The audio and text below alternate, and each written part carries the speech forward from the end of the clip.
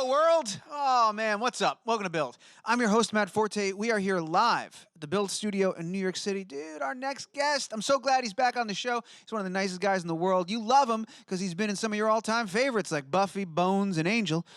He's here to talk to us about the latest season of the hit CBS series SEAL Team. Such a good guy. The great David Boreanaz is back. How about it? You guys excited? I'm excited. They're excited.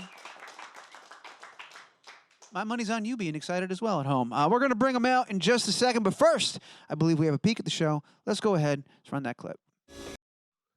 That's a heavy clip. Ladies and gentlemen, David Boreanaz is right here. Let's make some noise for David. Back. Sir, welcome back to the show. Thank you. So nice to have you here. I'm excited to talk about this show, talk about the season. We'll get to that clip in a second. Very heavy clip. But how are you, sir? How is life? Life is good. I'm here. I'm present, and always a good thing. That's always the positive thing, to be able to sit across from somebody, understand where you're at and where that other person is. I think in today's world, it's important. Taking a step back, understanding, listening, hearing for what's there. That's what we do here. Yeah. So I'm very happy to be here, and but all's good. Not too much. I took a red eye last night, so I feel good though. I think that's the move, because I used to take early flights in, and then I worked last night, and then I took a red eye in, and I arrived in New York City at 7 a.m., which is good because then you have the whole day. But the key is you have to go to sleep right away. So you land, go to sleep right away. Yeah, no, right when you get on the plane, go to sleep right away. Can you sleep? You sleep on planes easily? Is that something you do? Yes. Good. That's a good. I have no problem. It's an important skill. I have no problem falling asleep anywhere. Anywhere. That's not limited to planes. Well, honestly, you know, I've learned and I've heard, you know, Tyler, who works in the show, who's a Delta Force guy, he's like, yeah, we just be on missions or deployments. I could sleep for like 10 minutes somewhere or 20 minutes before something. I get like a nap in that would be like, just be like, I'm good. I'm ready to roll.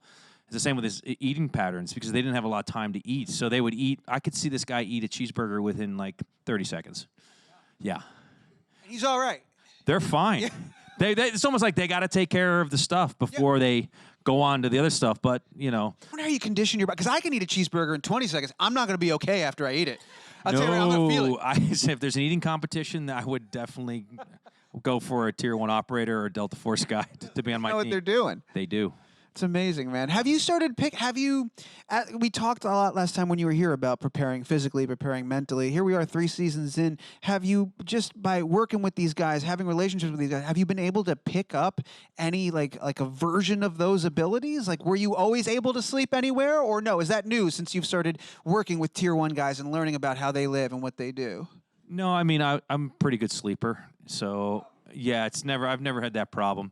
I sleep probably 5 hours solid, and then I'm usually up. You know, when you do have children, I have a 17-year-old and 10-year-old blessed. So once you have the kids that you're blessed with, you tendency to be up anyways, regardless. So I'm usually a 5:30 a.m. guy, and then I just take the day from there. So sleeping's always been good for me. But, I mean, as far as picking up little tactics from the guys that I've been blessed to work with, they're all, like, little things. And I think more mental than anything else because of this type of role. So, and humor being one of them. I mean, we talked last time about laughter and how they get through pain. I think if anything is they use laughter a lot and in order to kind of distract that where the pain really is. So. Yeah, we talk about the mental preparation and all that, and we see in that clip very much Jason processing and going through this experience, still struggling with, you know, what kind of support does he accept? What does he do? How does he handle this? Going into this season, how have you stayed on top of preparing for that and getting yourself ready to keep exploring this journey and go out down this road with Jason? How do you make sure that you're delivering on that performance and staying true to that experience and that struggle? Well, in a lot of ways, I have to stay true to myself, and I work with an acting teacher by the name of Ivana Chubik, who I've worked with for 20-plus years. So she's very relevant to what's happening in your life and what's going on. So I wasn't a trained actor. I traveled the world a lot. I went to Ithaca College, and I studied film, and then after that I traveled through Europe, and I'm more of a life guy. Right. I respect Sam Shepard a little bit more than I would Shakespeare, to be honest with me. I'm sorry. I mean, I love Shakespeare. I love reading it, but For me, it's all about relevance in my life, where I'm at, things that I do, and I incorporate that into the struggles of the character, because there's a lot of layers to it. Because there's Jason Hayes on paper, and then there's what are you going to bring to Jason Hayes and your experiences on top of where the character is, and that's molded also by the stories that you hear or I would hear from Tier 1 operators or Delta Force guys that I work with who struggle on a daily basis. And that conversation can happen at work. It can happen, if we're out at a bar. It could happen if we're out having dinner together. So it's always relevant to where I'm at on top of the other stuff that I kind of bring in. Did you think, you say you worked with the same teacher and coach for over 20 years now. Did you think when you first started seeing them and working with them that would be the case, that this would be like a lifelong relationship, that you'd see this person for that amount of time? Or did you think, maybe 5 years of this, 10 years of this, then I'll know what I need to know and I'll get out in the world and do what I got to do? No, without a doubt. I think by far I knew, yeah. I mean, it's just something that it's ingrained in you and something that makes sense and it clicks. And all of a sudden you're in life, you're like, okay, this is what I love to do. This is my passion, and when I'm working, I'm having such a great time, but I'm also exploring a lot of emotions that I would not necessarily share with other people. And within inside of that space, which is a lot of trust and a lot of hard work and overcoming a lot of obstacles, is bringing that fear to the forefront. And I feel with Ivana, that has always been from day one, because you have to have internal conflict in order to create good characters, as well as exercise that and embrace that fear in order to infuse it into a character.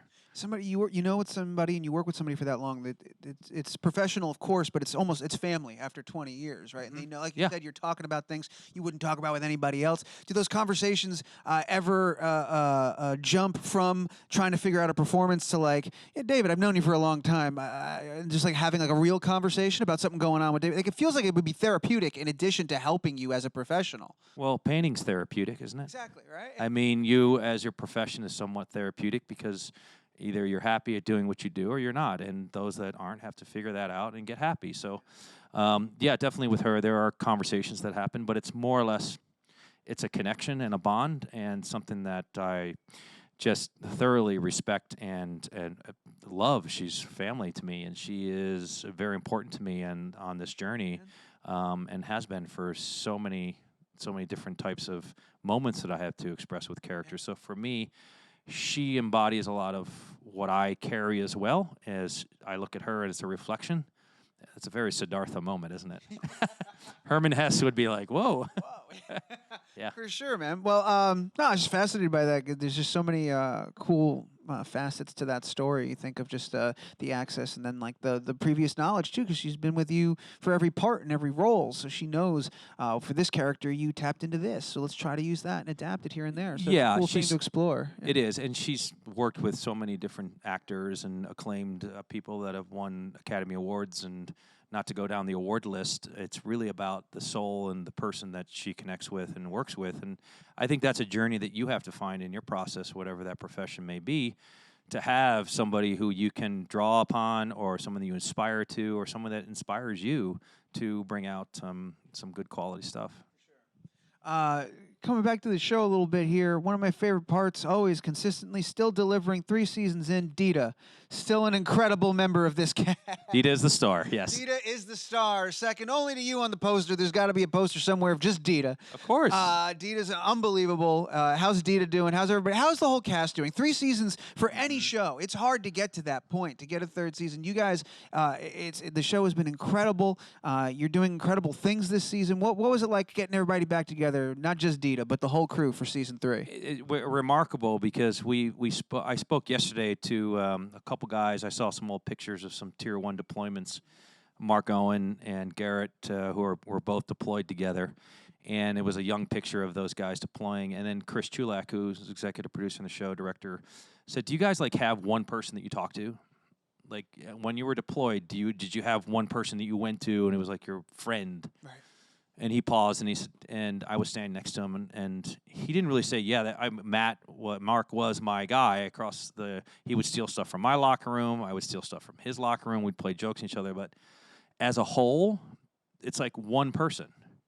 It's not one individual. Yeah. So you're looking at a whole group, and I think if the wolf is only as strong as the pack, then the pack has meaning to becoming one person, and that's really what the metaphor for the show is, as well as for how we operate on the show and how we, as actors and actresses on the show, how we deal with a season 3. When you get to a season 3, we're all very able to almost kind of cross into a conversation that's already happening and almost feel like you're a part of it. And then you're a part of it, and then it's an understanding, and it's a family thing, and it's all orientated to one big family, but one team. And so, to your question, the cast is doing great. Everyone's doing good. Everyone's having a blast, and we started out in Serbia this year, so that was quite a challenge. Unbelievable. Yeah, you went to Serbia, filmed on location. I want to talk about that, but before we get away from the thing we were just saying, working as a unit, building that vibe, talk about folding Luca into that and bringing somebody new into that, such a tightly knit circle, and making sure that they feel welcome and a part of that. How do you guys do that? Is it just as simple as bonding exercises and experiences? Is it just time? Is it, how do you make sure, especially as executive producer, you're number one on the sheet, you got to set the tone. How do you make sure new people joining the family feel like they're a part of it and don't feel alienated? I think you just do your work. I mean, you show up, you do your work. There's a sense of responsibility from everyone who comes to a set and has to rehearse and be prepared and do your work. I think that just kind of evolves into becoming a part of the family. I know it would be very difficult to be a guest star on a show that's been on for a little bit and embrace that kind of feeling, but we have an extremely talented cast and also a crew that allows that environment to say, hey, you come into this environment, you're open to express your creative capabilities and be part of that team. Yeah. And obviously there's a lot of showboating around because, there are levels within the characters, and you use that, like whether it's tier 1, tier 2, Bravo 1, Bravo 2, Bravo 3, Bravo 4 on the countdown of what I would consider like, okay, Jason Hayes is leading the pack, and there's Bravo 2, Bravo 3, Bravo 4, and there's a hierarchy to it. But within the hierarchy, you have to operate as a team. But you also have to consider the new person coming in as the character that's got to earn those stripes. As crazy as that sounds. No, exactly. Yeah. It's a lot. That's why I ask about it. I'm fascinated by it, man. Let's talk about, you guys went to Serbia, huge deal, especially on a network show. The line between television and film has been blurred so much and talked about endlessly, but this is one of those instances where it's like you don't every day see a network television show flying out and going to Serbia to film on location. That must have been a wild experience. What was that like? What did that bring to the show? What did that bring to you guys, to the performance, to be immersed in the location? I think you went to DR last year, right? We were in Puerto Rico last year. We played Rico. for Mexico City, and then we were able to go to Serbia, and I think that the assets we had there from a production standpoint allowed us to do a lot more for as far as the budget was concerned. But for us, we pride ourselves on shooting the show in a very anamorphic way, meaning the lenses that we use are anamorphic, so it's very wide. So the environment is part of how it affects these characters. So we've always strived to raise that bar to where our locations are season to season, and now we were able to go to Serbia and kind of create that 4-episode arc of, okay, here we are, we're in Serbia. The people are fantastic from the outside; they're very welcoming, and then when you put the characters in there with the environment, things change. You're fighting challenges that you wouldn't even think about fighting internally as a character, and things just happen. If you're on the rooftop in Belgrade and you're doing a scene, as that character, you feel the environment, you feel the people screaming. It's exciting. Yeah, I can't even imagine. Where'd you guys end up filming the most recent 2, the Watchtower episodes? Where was that? Were you guys?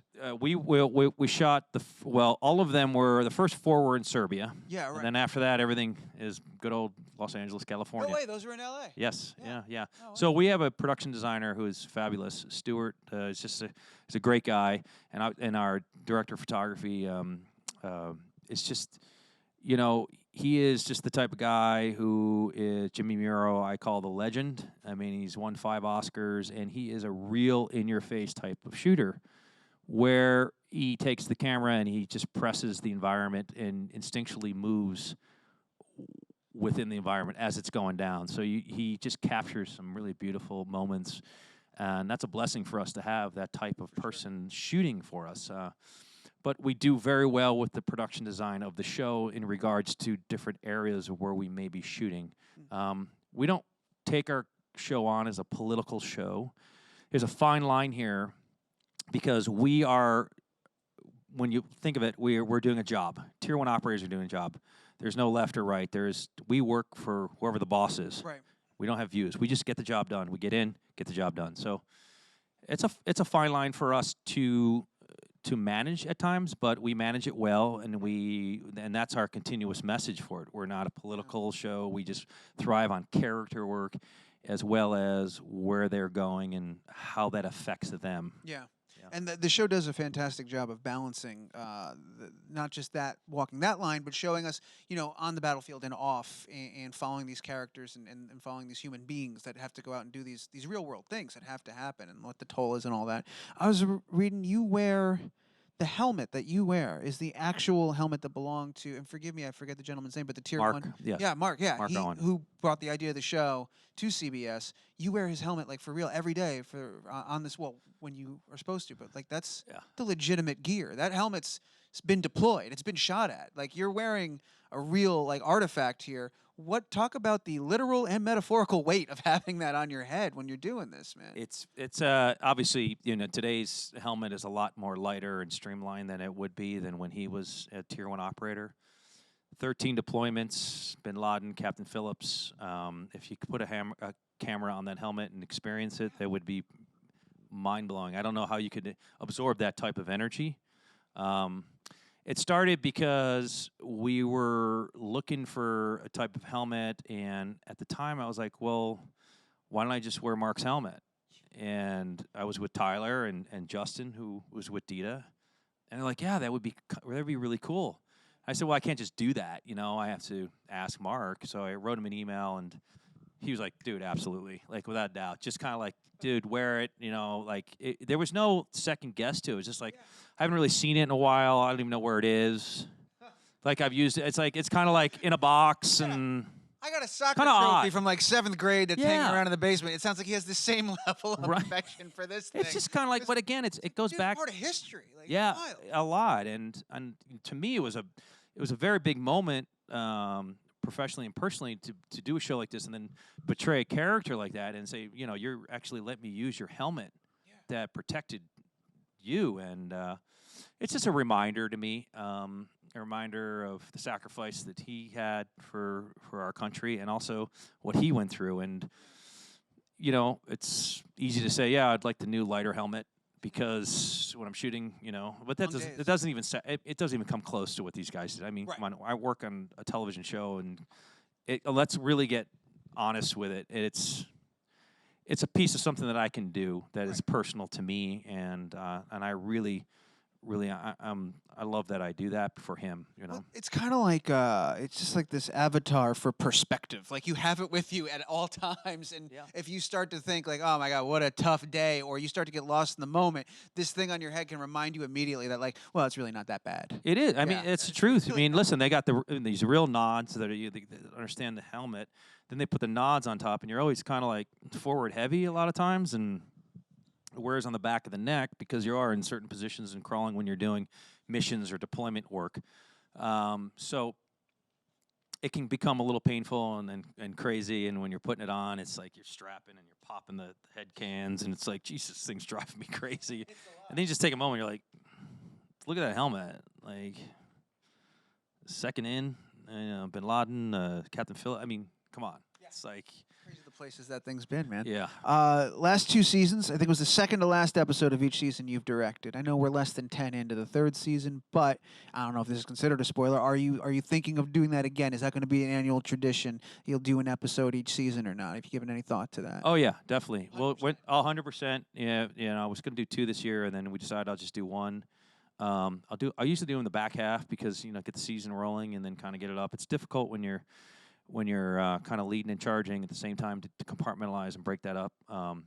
But back half, which is going to be exciting. We're thinking about maybe possibly doing a snow mission, which would be definitely different and unique. Never seen that.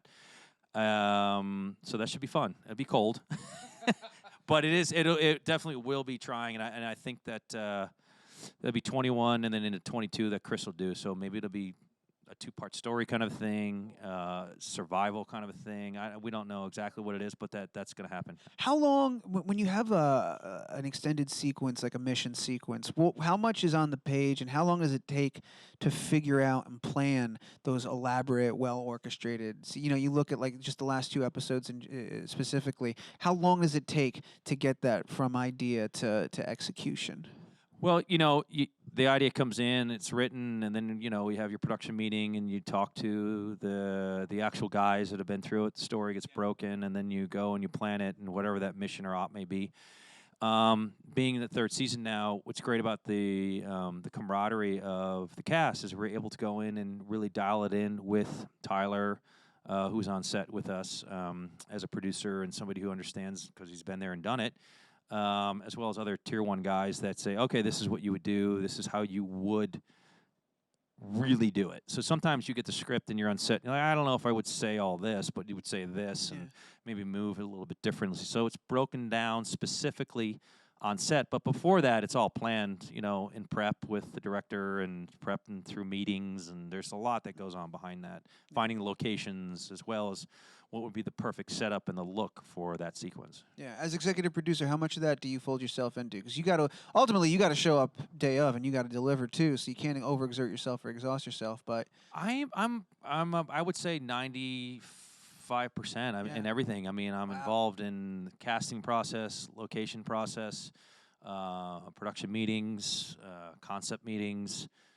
Direction of the show and arcs, building of inside of characters, outside of characters. Your baby, man. In a lot of ways, it is. I mean, I really feel like this character strikes a really solid nerve with me, and not just because of the subject matter, but also I think I can read the script and I feel the character, and I say, yeah, these lines are like they're ingrained in me, and when I put the work behind it, it becomes even more ingrained, and then that's where the fun begins. So I enjoy all of that process. I enjoy being part of that.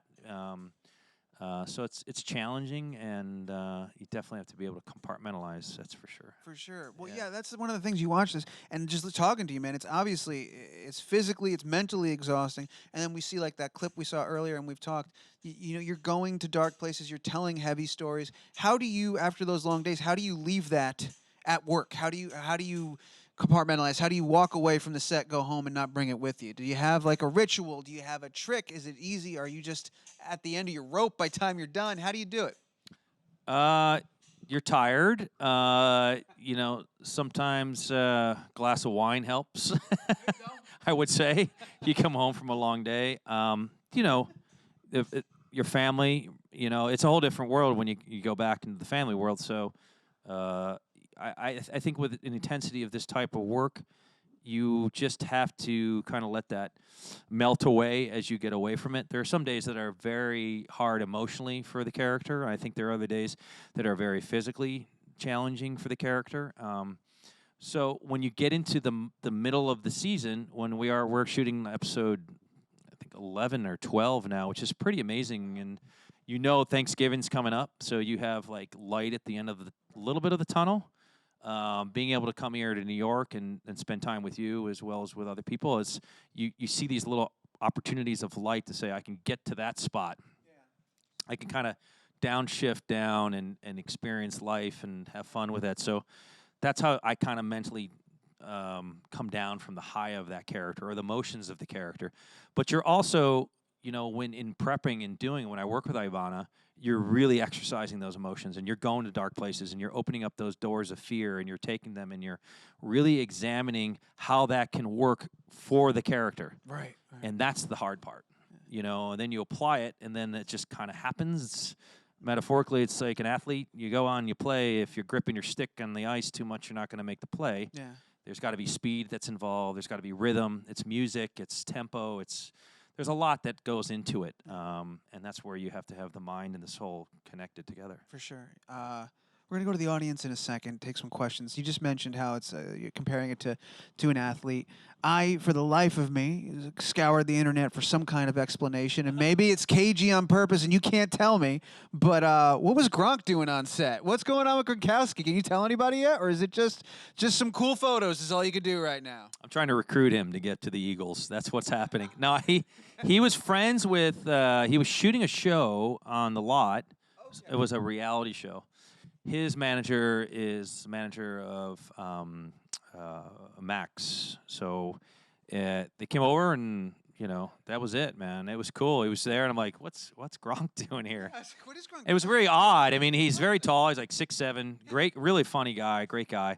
But I went up to him. I said, "You do realize that if you're on the set, you have to wear an Eagles hat. You have to I had to razz him and give him the business. I mean, that's part of the business." So, and he laughed, and then he was the guest slater. He would slate the takes. And then Chris is directing this episode, which is very unique because it all takes place kind of like on the C-17. And then it goes back to the team room. And what I love about when Chris does these small little episodes, as he did last year with the submarine episode, this year with the C-17, it's kind of like 12 Angry Men trying to figure out what went wrong. Right. And it went wrong, but on top of it, someone really gets thrown under the bus for it. And it's this unique study of characters in one spot where they can't really hide, which is very unique. So he was there on set, and Chris is like, why is everybody following, taking pictures with the Gronk? I'm trying to set a shot here. I'm trying to get a moment. And there's Gronk, doing all of his stuff. And Chris is like, why is this happening, What is going on? Yeah, so we had that moment, but yeah, he just stopped by for a little bit. Very cool, man. All right, last thing I'm going to do. Last thing. Just I'm going to pivot hard on this one. Just a shout out to whoever is running Louis' social media account for you. That little dog. Right? Oh my God, that dog's amazing. Yes, that would be my wife, Jamie. She runs Louis' account, and yeah, we have 4 dogs, 2 rescues. We love animals, and Louis came into the pack, and a very unique, interesting personality. I will say they are the type of dogs where you look at and they just don't show any emotions. They're just Frenchie. Yeah. They're just so like this. Yeah. No matter what you say to them, they're just always there. And I think that's the lovable quality about them. Amazing. Yeah, you can sort of transpose whatever emotion, whatever you want onto those photos. No, he's fantastic. Yes. Yeah. Well, shout out to you. She's doing a great job. It's a great account. All right, sweet. I got a couple of questions in the room. Thank you, Kate. Let's go ahead and get microphones in their hands and do it up. You, sir, I believe you're first. Hi. Congratulations on the show, by the way. Thank you. I know that you have a lot of veterans that have been working on the show, and you mentioned the intensity, the emotional element of the characters, and the clip pretty much says that all. So the question I have is, what kind of reaction do you get from the veterans when they've seen the show, and not just from an authentic perspective, but also from an emotional perspective as well? Yeah, it's a great question. First thing that comes to mind, we were screening an episode the beginning of the season, and it was Chris's episode. It was a Serbia 2-parter, and Mark was in the room, and we were going through the sequence of remembrance of the brothers he had lost and the time and whatnot. And by the end of the episode, he really had a problem. He had to get up and walk out. And we were all kind of quiet, and we just looked at each other, and there was 4 or 5 people in the room, a very small room. And he just said, "Chris, I got to go, man. Thanks. I'll talk to you later." And you could see that he was affected by that. And I think it's tough because they're very stoic. They don't want recognition. And when I say they, I mean people in the military, or people who sacrifice and fight for our freedom. They do it because they do it, and they sacrifice for that. And when it's seen and it's recognized, that really hits a nerve sometimes. It hit a nerve with Mark. So to your question, it does affect them. It does. And more so maybe that I don't see at times. But that was an example where I saw it, and we were all kind of like, is he okay? Is everything all right? And but he had to leave the room, so yeah. You guys were recently recognized at the Salute to Service event, the show as a whole, I think, and you specifically for shining a light on the struggle and tackling, showing things like Clay's experience with the VA and like using the platform to raise awareness of these issues that maybe people don't understand are happening out there. Did you know going in that this show and this platform would be a vehicle for that, to help sort of educate the public at large of like this is what our our brothers and sisters are going through out there that are doing this. Yes and no. I think that going into it, it was purely for just an understanding of that, but not really focused on that. It just became more and more a first really big, huge kind of military show I've really been involved with on this level of intensity, being a specific tier 1 operator, what they do, how they operate. I think it's like less than 1% of these people do this job, and their stories aren't told, and they should be told. And it's a very specific part of the whole, But you look at it and you go, oh, as it grows, there's more of a responsibility to it, and you kind of you mold into that responsibility, and that's where it becomes. If you're doing the work and you're true to the character and you want to expose the dark stuff, which I feel is what's important, then we're really scratching surfaces and starting to. I feel like we really are starting to. Right. It takes a while to do that, but you have to kind of mature that and let it breathe a little bit and put some seasons under it. For sure. It's a great question. Thank you for that. Okay, can I do one more? Let's get one more. You got a microphone? Go for it. Hi. So I know that you're a big Flyers fan, and I'm a big Kings fan. No, really? Sorry. Is it that obvious? So I wanted to know what your favorite hockey memory was, either playing or watching. That's a good question. I like that question. I base this character a lot. I even tier 1 operators, I base really much on a hockey team, because if you're not part of the whole, if one of them's off, then the team's not going to produce. I just feel like they're just the coolest gladiators on ice. I mean, it's a great sport. I mean, even a lot of sports are. I mean, I love football and soccer and baseball. But favorite moment in ice hockey, I would have to say when I moved to Philadelphia, my dad took me to a game at the Spectrum, and I sat with him in the 700th level, which is the top, and the Sabres were playing the Flyers. And I just moved there, and as a kid, I was all Sabres, and Buffalo's going to win. By the end of the game, I became a Flyers fan. Really? That's how intense it was. I mean, just from the crowd and the experience and watching players like Bobby Clark and Bill Barber and Mark Howe play on that ice, who are, all-star players and Hall of Fame players. I just love the passion that these fans had, and I was like, whoa. Yeah. I was quickly changed over. So, okay, that's all right. That's okay. That's part of it. What about your dad? Was he converted by the end of that game, or was it purely? He was converted. Yeah. I think it was the enthusiasm that I had going against the Flyers, Got it. and he knew that it was going to get a little rowdy if I continued that. But I think anything with sports, I'm very sports related. I direct like thinking sports. I work in a lot of ways with sports and athletes. Their preparation, how they prepare for things. So I think for him it was infectious, and it was both of us just came out of there kind of having a great father and son experience. Well, thank you. That's another great question. You guys are a great audience. I want to thank everybody for being here and hanging out with us. We're going to wrap things up. You got a million things to get to, but I'm glad you made us one of those things, man. It was really nice to have you back on the show and hang out for a little bit. Thank you. The show, SEAL Team, 3rd season. It's out there right now. It's on CBS Wednesdays, 9/8 Central, or you can catch it on CBS All Access and catch up on all the episodes. If you've missed any, go back and watch them there and stream them. Anything else you want to tell people before we get out of here, David? Is that? Thank you. That's it. There we go. Appreciate Oh, man. In that note, let's go ahead and let's thank David back. Round of applause, ladies and gentlemen, the great David Boreanaz.